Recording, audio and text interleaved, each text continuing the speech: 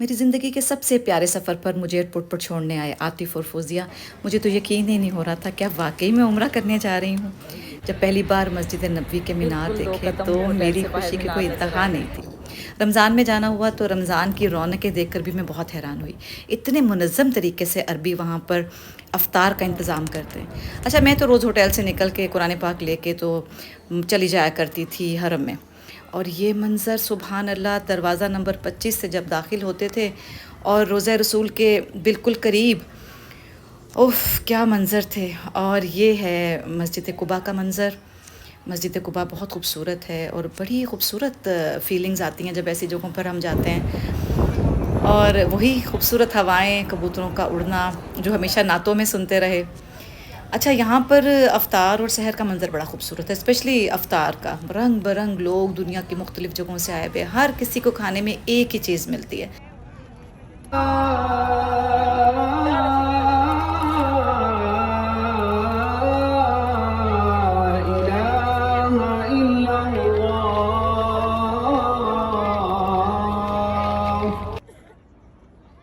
میں نے جو قیام اللیل وہاں پر گزاری، راتوں کی جو عبادت تھی، اس کی لذت زندگی میں کبھی کسی عبادت میں نہیں آئی.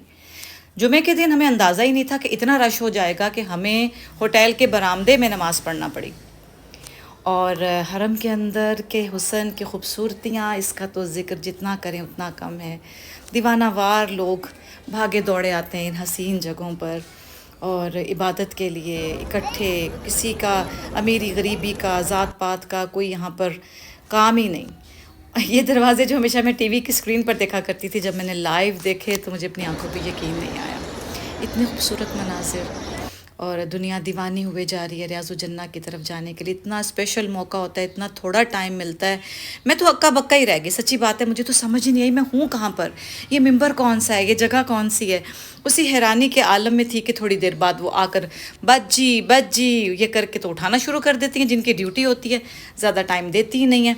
ایک ایک منظر، ایک ایک جگہ، ایک ایک دروازہ ایسی خوبصورت یادیں میرے دل میں چھوڑ گیا ہے کہ میں زندگی بھر دوبارہ انشاءاللہ بار بار جاؤں، لیکن کبھی ان کو فراموش نہیں کر سکتی، بھول نہیں سکتی.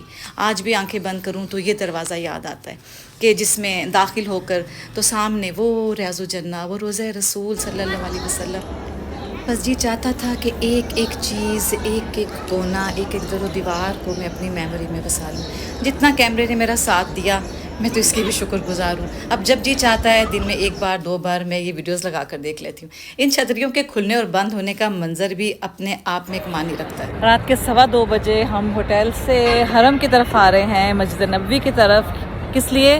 فجر کی نماز اور ساتھ ہی عید کی نماز کے لیے، کیونکہ لوگ رات کو 11 بجے آنا شروع ہو گئے تھے عید کی نماز کے لیے، جگہ بنانے کے لیے. اور ہمیں اب لگ رہا ہے کہ ہمیں شاید حرم میں جگہ نہیں ملے گی. ہم لوگ 2:15 بجے ہوٹل سے نکلے ہیں. یہ رات کے 2:15 بجے حرم کا منظر ہے. اندر جا رہے ہیں اور رش دیکھیں. یہاں میں گھنٹوں کھڑی رہتی تھی اور بس اپنے آپ میں پیارے آقا علیہ الصلوۃ والسلام سے باتیں کرتی رہتی تھی. یہ ساری کی ساری دنیا کدھر جا رہی ہے؟ مجھے اس دن لگا کہ صرف میں ہی اکیلی ہوں کہ جو یہاں تک جاؤں گی اور وہاں پر کوئی جگہ ڈھونڈ کے کھڑی ہو جاؤں گی. اور جب میں نے وہاں پر پہنچ کر دیکھا تو ایک دنیا، ایک عالم، سب کے سب ادھر کھینچے چلے جا رہے ہیں. یہ ہے کشش میرے پیارے آقا محمد صلی اللہ علیہ وسلم کی. سعودی عرب جائیں اور جا کے آپ البیک نہ کھائیں، یہ کیسے ہو سکتا ہے؟ اچھا، ویسے جتنی میں نے اس کی تعریف سنی تھی نا، آنیسٹلی مجھے کوئی اتنا مزے کا نہیں لگا، لیکن ٹھیک ہے. یہ مسجد ہے مسجد قبلتین. بہت ہی خوبصورت نقاشی ہوئی ہوئی ہے یہاں پر، بڑے پیارے منظر ہیں اس کے. ہم چھت پر بھی گئے، وہ بھی شاید ابھی آپ کو منظر نظر آئے گا. بڑی پرسکون، چھوٹی سی لیکن بڑی خوبصورت منظر ہے، حسین منظر، بہت ہی خوبصورت حسن. وہاں کی بس میموریز کیپچر کرنے کی کوشش کی ہے میں نے. ہم لوگ 12 دن رہے مدینہ پاک، پھر اللہ کریم نے ہمیں توفیق دی اور ہم مکہ شریف آ گئے اور 8-9 دن ہم مکہ میں رہے. یہ اس دن میں نے پہلا عمرہ کیا تھا.